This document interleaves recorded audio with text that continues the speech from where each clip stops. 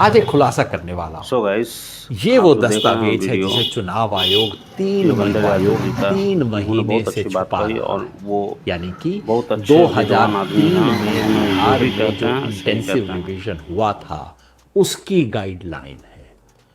याद रखिए, चुनाव आयोग हमेशा कहता रहा है कि हम तो वही कर रहे हैं जो 2003 में हुआ था, और हम कह रहे हैं कि अच्छा बताइए 2003 में क्या किया था।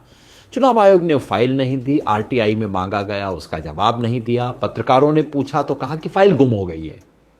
तो साहब हमने फाइल निकाल ली और अब समझ आ गया कि क्यों चुनाव आयोग इसको दबा के बैठा हुआ था। क्योंकि ये जो गाइडलाइंस हैं ये चुनाव आयोग के एक एक दावे का खंडन करती हैं। चुनाव आयोग तीन बड़े झूठ बोल रहा है। पहला झूठ ये है कि 2003 में भी एन्यूमरेशन हुआ था, लोगों ने एन्यूमरेशन फॉर्म भरे थे और 21 दिन के अंदर सब कुछ हो गया था।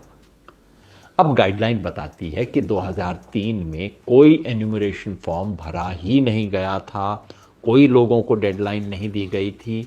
एन्यूमरेटर यानी कि जिसे आज बीएलओ कहते हैं, उसको कहा गया था कि तुम घर घर जाओ और ये फॉर्म भरो, पुरानी वोटर लिस्ट में कोई भी संशोधन है उसको करो और आखिर में head of the house hold के सिग्नेचर करवा लो। नंबर दो, चुनाव आयोग कहता है कि 2003 में तो सिर्फ 4 दस्तावेज का लोगों को ऑप्शन था, अब तो देखिए हमने 11 का ऑप्शन दे दिया है।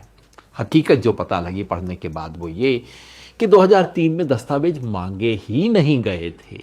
दस्तावेज केवल उन लोगों से मांगे गए थे जिनके बारे में शक था कि वो अपनी आयु ठीक नहीं बता रहे हैं या अपना ऑर्डिनरी रेजिडेंस गलत बता रहे हैं, और किसी से कोई दस्तावेज नहीं मांगा गया था। नंबर 3, चुनाव आयोग कहता है कि जो 2003 की लिस्ट में थे उनकी तो नागरिकता की जांच हो चुकी है, बाकी लोग दस्तावेज दें। गाइडलाइन पढ़ के पता लगा कि 2003 में नागरिकता की कोई जांच नहीं की गई थी, बल्कि पैरा 32 में स्पष्ट निर्देश दिया गया है कि एन्यूमरेटर का यह काम नहीं है कि वो नागरिकता की जांच करे। नागरिकता का प्रमाण केवल तभी मांगा गया जब कि कोई ऑब्जेक्शन आया हो या ऐसा इलाका हो जिसको सरकार घोषित करे कि यहाँ बहुत ज़्यादा विदेशी रहते हैं और उस इलाके में कोई नया व्यक्ति आए या जिसे सरकार खुद विदेशी घोषित कर चुकी हो।